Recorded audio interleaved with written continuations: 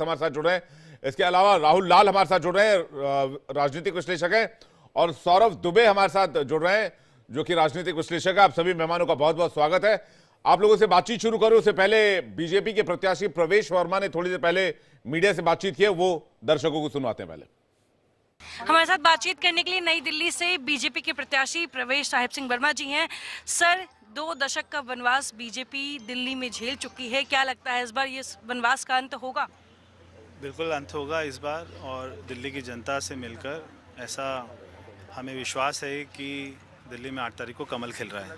8 तारीख को कमल खिल रहा है सर, लेकिन अगर नई दिल्ली विधानसभा की बात कर ले तो कई मुख्यमंत्री नई दिल्ली विधानसभा ने दी है, और ऐसे में प्रधानमंत्री जी ने जिस तरीके से आपकी पीठ थपथपाई उससे कई संदेश गए हैं। क्या हम ये मान सकते हैं कि हम अगर दिल्ली में बीजेपी की सरकार आती है तो भावी मुख्यमंत्री से बात? प्रधानमंत्री जी का प्यार तो हमेशा मिलता है, उन्होंने मेरी पीठ थपथपाई तो हमें हमेशा उनका मार्गदर्शन मिलता है और आशीर्वाद मिलता है। दिल्ली में उनके विजन को साथ लेकर आएंगे, सरकार अच्छी बनेगी तो बहुत सारे जो है लाखों काम हो पाएंगे। दिल्ली की जनता के इस बार क्या मुद्दे हो सकते हैं सर, आपको क्या लगता है? सारे मुद्दे हैं, कोई एक मुद्दा नहीं है। यमुना को साफ़ करना है, सारे बेरोजगार बच्चों की नौकरी लगवानी है, सारे हमारे झुग्गी वासियों को उनके मकानों को पक्का करना है, जिनके पास मकान नहीं है उनको फ्लैट देना है, और ये सारे प्रदूषण को कम करना है, सड़कों को अच्छा करना है, कॉलेज बनाने हैं, स्कूल बनाने, यूनिवर्सिटी बनानी है, स्टेडियम बनाने हैं, हॉस्पिटल बनाने हैं, हर तमाम मुद्दों के ऊपर में अच्छा काम करना है। बहुत बहुत धन्यवाद। हमारे साथ प्रवेश वर्मा जी थे जिनका साफ कहना है कि नई दिल्ली में प्रवेश वर्मा तो प्रत्याशी हैं ही, लेकिन इसके साथ ही पूरी दिल्ली में इस बार बीजेपी का वनवास खत्म हो रहा है, बीजेपी सरकार बना रही है, और ये जो दावा है ये नई दिल्ली से भाजपा प्रत्याशी प्रवेश साहिब सिंह वर्मा कर रहे हैं। कैमरा पर्सन रवि के साथ मैं आयुषी मिश्रा, इंडिया डेली, दिल्ली। और बीजेपी के स्पोक पर्सन यासिर जुलानी भी हमारे साथ जुड़ रहे हैं, हमें ज्वाइन कर रहे हैं। रोहित जी, सबसे पहला सवाल आपसे, कितने आश्वस्त दिख रहे हैं आप लोग इस बार के चुनाव को लेकर? और वोटिंग परसेंटेज 8% से ज्यादा है शुरुआती 2 घंटे में। वोटिंग टर्नआउट मुझे लग रहा है कि पिछले बार का रिकॉर्ड टूटने वाला है। विवेक जी, एक तो सबसे पहले उन सभी दिल्ली की जनता को जी इस चुनाव के पर्व की ढेर सारी शुभकामनाएं। और जिस तरीके से अगर देखा जाए कि एक त्रिकोणीय मुकाबला है और ये बदलाव का मतदान है, और बदलाव का मतदान का मतलब हुआ कि मौजूदा सरकार से लोग दुखी हैं, पहला।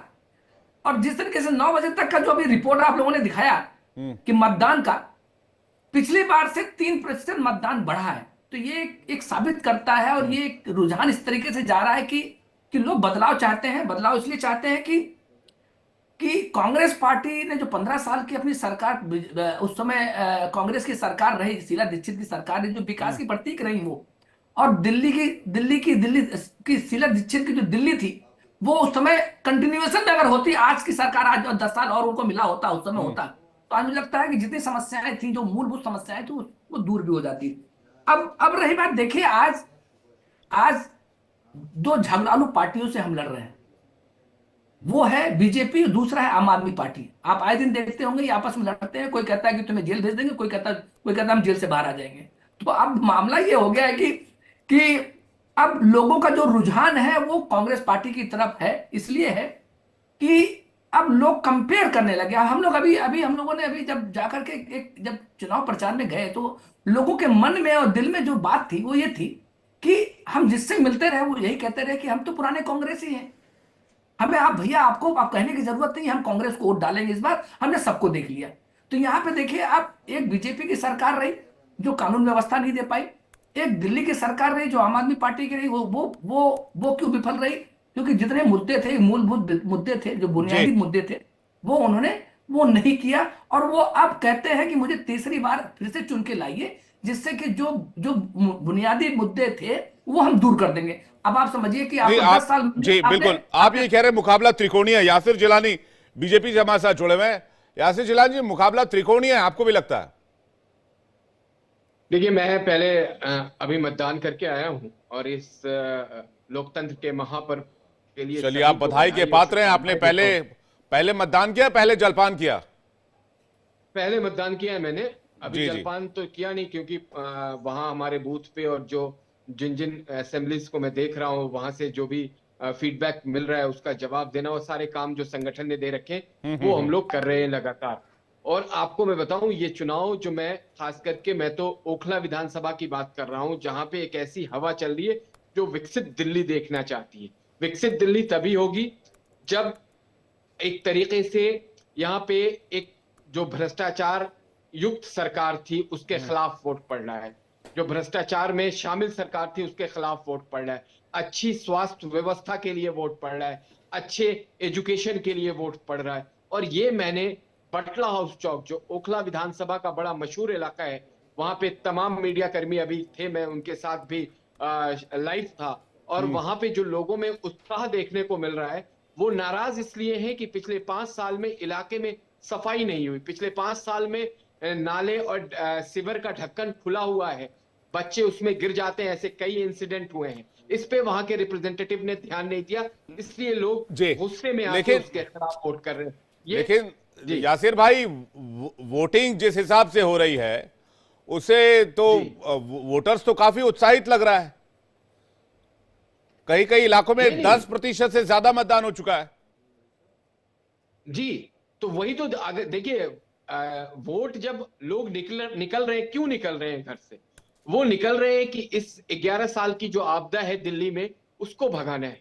उनके पास ऑप्शन सिर्फ जो मुझे दिख रहा है, जो मैं जमीन पे देख के आ रहा हूं, वो उसमें लगता है कि अब बहुत वक्त हो गया, पिछले 25-26 साल से भारतीय जनता पार्टी विपक्ष का रोल निभा रही है, अब सत्ता में आने का वक्त हो गया, क्योंकि लोगों में उत्साह है, लोग चाहते हैं कि आप इसको अपने हिसाब से एनालिसिस कर रहे हैं, हो सकता है ये मामला इसके उलट हो सकता है कांग्रेस पार्टी के पक्ष में वोट करो, आपको क्या पता, हो सकता है आम आदमी पार्टी के फेवर में वोट डालो, आपको क्या पता। अभी तो 8 तारीख को रिजल्ट होगा ना, वोटर्स के उत्साह का मतलब ये थोड़ी होता है कि सिर्फ आप ही को वोट मिल जाएगा। देखिए, मैं आपको इसलिए आश्वस्त कर रहा हूं कि मैंने जमीन पे देखा है लोगों में उत्साह भारतीय जनता पार्टी को लेके, इसलिए मैं ये बात कह रहा हूं।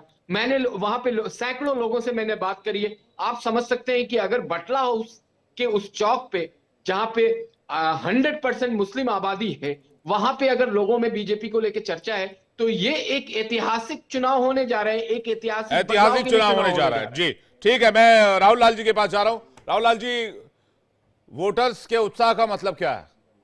अब बीजेपी इसको अपने हिसाब से इंटरप्रिटेट करेगी, कांग्रेस अपने हिसाब से करेगी, आम आदमी पार्टी अपने हिसाब से करेगी? नहीं, देखिए, वोटर्स के उत्साह का मतलब बिल्कुल स्पष्ट है यहाँ पे कि इसमें भारतीय जनता पार्टी के लिए कहीं उत्साह की स्थितियां मुझे नजर नहीं आ रही है। और अगर अभी यासिर जी ने जो चीज कुछ कही, मैं उसी को आगे बढ़ा रहा हूँ। उन्होंने क्या कहा कि पिछले 5 वर्षों से सफाई की स्थिति नहीं हुई, तो पिछले 5 वर्षों में सफाई की जिम्मेवारी किसकी रही थी? हम लोगों ने देखा है कि एमसीडी के ऊपर भारतीय जनता पार्टी भी थी। भारतीय जनता पार्टी का पूरे कार्यकाल में भी दिल्ली में कूड़े के पहाड़ बने।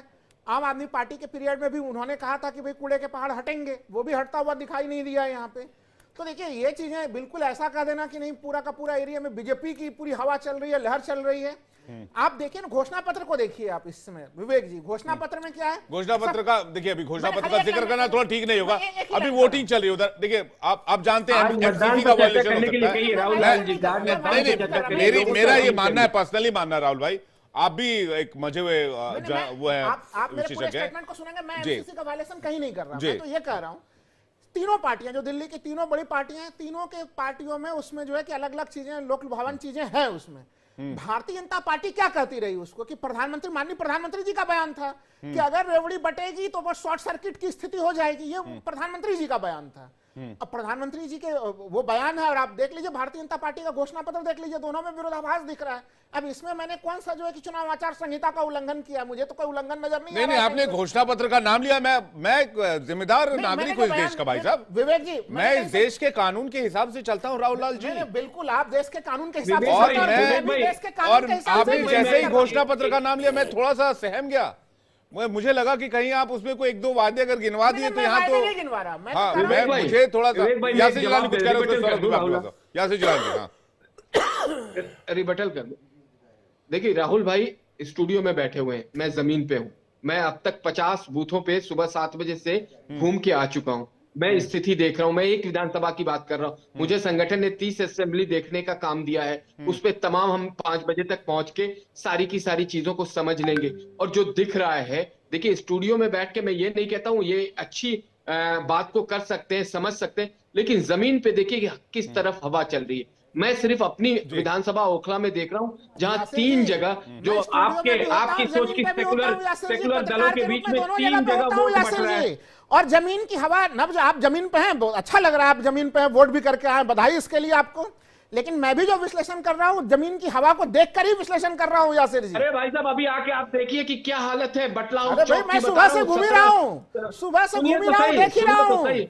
लगभग 6 बूथ एक ही जगह पे हैं, बटला हाउस चौक पे, जहां पे मुस्लिम अक्सरियत के लोग रहते हैं। वहां पे वोट एमआईएम, कांग्रेस और आम आदमी पार्टी के बीच में जो डिस्ट्रीब्यूशन का एक खेल चल रहा है, जो लोगों, और उसमें विकसित दिल्ली का सपना अच्छा, देखते तो हुए आप आ गए जो ना लोग कि वोट लोग बटेगा, कर रहे फिर हैं। आपको लाभ मिलेगा, यानी आपको सीधे सीधे मोटे तौर पर वोट नहीं मिल रहा ना, मैं आपने मान आपको लिया। सिचुएशन बता रहा आपने हूं, यासिर जी बटेगा। खुद अरे माना आप- कि मुस्लिम आप वोटों का बात को- बंटवारा हो आप रहा है, बात इसलिए को बीजेपी को पकड़िए लाभ ना। होगा। जो जबकि अभी कुछ सिचुएशन देर बता पहले रहा आप कह रहे हूं। थे कि सारा का सारा मुस्लिम वोट एक मुश्त जो है वो बीजेपी को जा रहा है। तो ये देखिए, आपके बातों में विरोधाभास दिखाई दे रहा है। वोट नहीं कहा, आपकी तरह गलत, मैं झूठ नहीं बोलता हूं।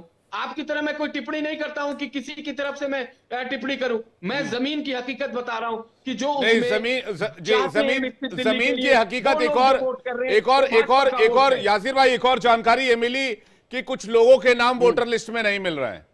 ये मेरे पास ग्राउंड इंफॉर्मेशन है।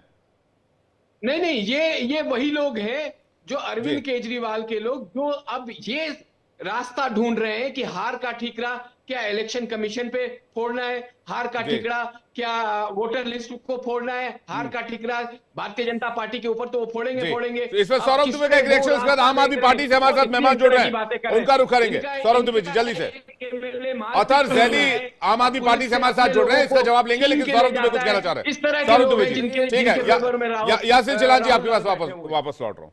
सौरभ दुबे जी। देखिए, आज मतदान का दिन है और सभी राजनीतिक पार्टियों को जो है वो सबसे पहले अपील यही करनी चाहिए कि दिल्ली की जनता को जो है वो अधिक से अधिक जो है निकल करके, घरों से निकल करके लोग मतदान करें।